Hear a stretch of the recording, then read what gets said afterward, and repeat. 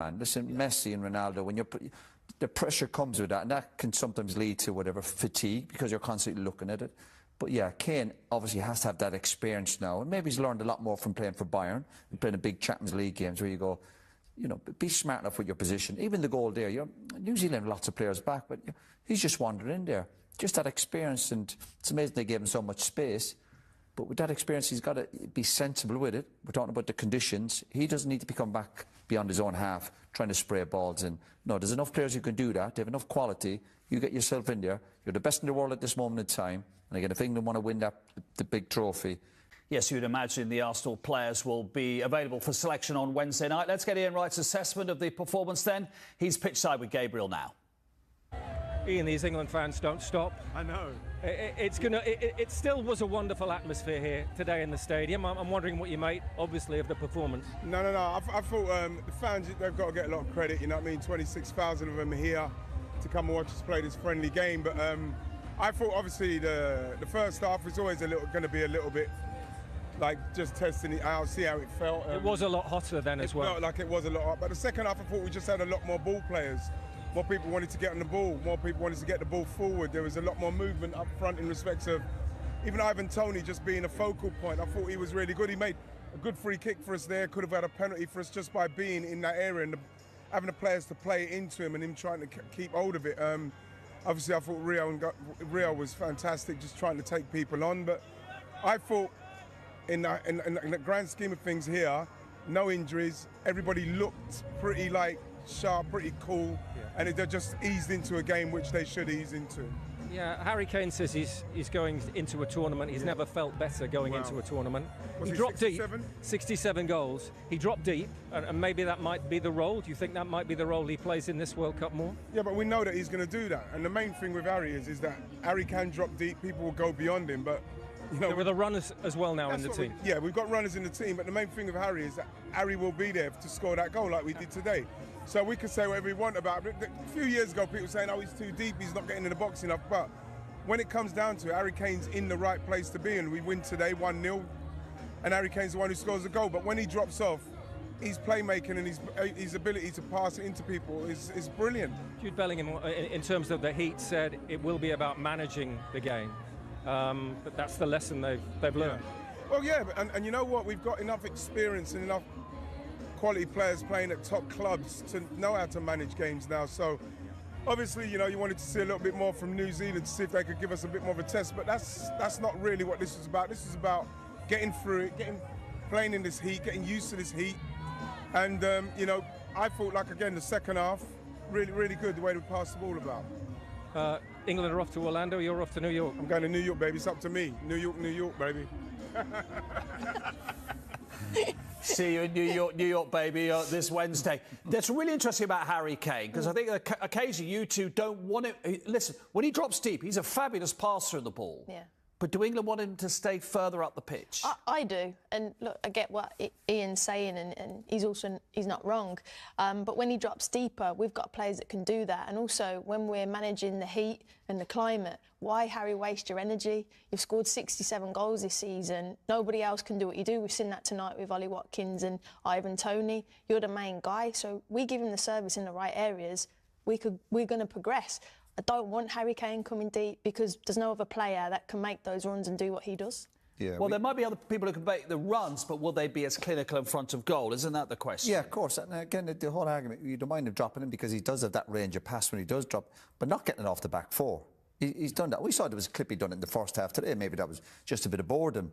But come to crunch games, if Harry Kane's getting off the back four, imagine you're a defender and you see Harry Kane getting off you're delighted. It's further up to the pitch where he causes problems, and even dropping in then, but not getting off the back four. That is, well, particularly about this heat. We've been talking about how hard it is to make those runs. There's no way the manager will be wanting to do that, and I don't think he'll be do it when the proper game starts today. And he's done it previously, but as he's getting a bit older, a bit more experience, do not be getting the ball off the back four. To me, that is ridiculous. There have been some really good squad announcements globally. I mean, the French were very funny. Uruguay ended up with Marcelo Bielsa on a bicycle. Have you seen Norway's? I have, yeah. I mean, it's a still... I mean, this is Haaland, though, isn't it? There it is. Extrapolate that across what the Norwegians He looks did. happy, doesn't he? Yeah. Right. I think that was tremendous, wasn't it? That was very, very entertaining. He was alongside Odegaard and so forth. Right, we're getting to that point. Everybody who stops and asking you two who's going to win. Everyone say, my friends, who's going to win? Who's winning the World Cup, Karen Carney? Hopefully England, but Yeah. I think France. Betting without England, as the bookmakers say. Yeah, I'd say France. Just because of the attacking lineup they've got, the 1v1 individuals, the attacking players they've got. I think that's where that they will edge it with them, those players. Barcola, Doué, Dembele, Elise. Mbappe, Elise. Yeah. Obviously, Ekitike is injured. That's amazing. Can we pick more than one, or you just want one? Oh, just one. Make a decision, Roy Keane. France or Argentina? Argentina. I mean, France for obvious reasons. Argentina. I think Argentina. Yeah. Do you know what? France brilliant. Again, we're talking about the strength and depth. I know Messi's pushing on a bit now, but the interview the manager was quoted a few weeks ago, the Argentina manager, about, are you going off to win the World Cup? He went, no, we're going off to retain it. Yeah. You know, these guys are hungry. A lot of players playing for the big clubs once again. A bit of magic. A lot of leaders in their pack. Experience. Yeah. Argentina or France? Argentina or France, that well-known country. Thank you. See you in the States. Thank you. We have to also... First of all, I'm happy that no one is injured. And we had 4 good training sessions. And we had now this split game for everyone, 45 minutes in the heat on a very difficult pitch, I have to say. It was not easy, but...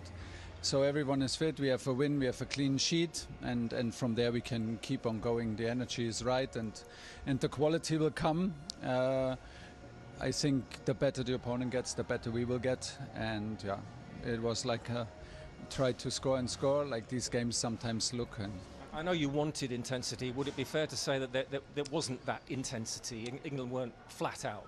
I was more happy with the second half. I think we had more hunger, more grit, and more desire in the second half. Played better, but we didn't score. So Harry scored our only goal in the first half. I think we were not so disciplined in our positions and didn't play according to our plan in the first half. That slowed our game actually down. Second half was better, but we didn't score. But like overall, like I said, like to put it into context, a lot of the players were last time with us in November and they missed March camp, so it's quite a long time. It's the first game after the season and it's all good. You saw them all out there. Who stood out? You saw them all playing. Who stood out to you? I liked the second half, like I said, and of course Harry scored. That's what he does, but it's not about individual praises in front of TV. No. And in terms of the way in which you now look to Orlando, it's 11 days to the first game. How much more conditioning do you hope to get? How much more acclimatized do you need to get? Yeah, we will get with the time that we are out here. We will expose to the heat and humidity and the sun. That's why we are here. So now the overall the most positive thing is we can keep on training with the whole group because no one is injured. We have no complaints.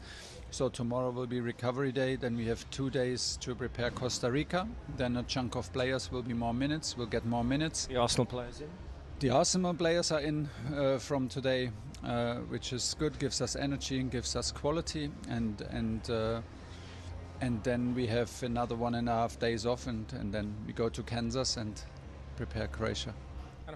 To be honest, it's really hard to play the way that we want to play, but this is why we're here, you know, to adapt to it.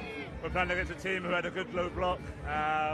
In the end, we probably could have scored a couple more, but we take the win, and we know we're here for preparation more than the result. What have you learned maybe about the way that England can play at this tournament with that heat? Yeah, I think we're going to have to manage the game well at times. You know, we want to play kind of that full force, high pressing, you know, high tempo football. It's going to be difficult in the heat and with the pitches. But I think we adjusted well in both halves. All sets of players made a great effort to kind of get out of the game what we had to do before the tournament. So yeah, we're pleased. Are you going into this tournament as well as you've ever felt? Going into a tournament? We spoke before the tournament after the cup final a couple of weeks ago. You know, I think physically, mentally, it's the best shape I've been in my career. So yeah, we're going into a tough environment, a tough tournament, and yeah, you know, I'm excited for it. The World Cup is the biggest tournament of all, and yeah, just can't wait for it to get started, really. And Jude, your own feeling going into this tournament? Yeah, feeling good. Probably a bit of a different way to go into it to H, but yeah, I'm feeling good off the back of a tough. Germany's last 9 games, they have won all 9 of them. That's 9 consecutive wins on their way into the 2026 World Cup. It may have been back-to-back group stage exits in the last 2 World Cups, but they are hitting momentum at the right time under Julian Nagelsmann.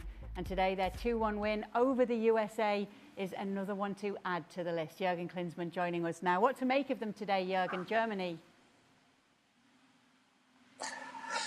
Well, I think, you know, a lot of good stuff coming out of that game today. Obviously, you travel over to Chicago. You came in from Europe, and you need to settle a moment into the new environment, and now getting close to the opening game in the World Cup. Their situation definitely a lot different to the US situation, because their first game should be a very, very easy one against Curaçao next week. So they looked at it in a different way to this game than the US team. I think what was important is to see Oliver Baumann replacing again Manuel Neuer, which is expected to start then the World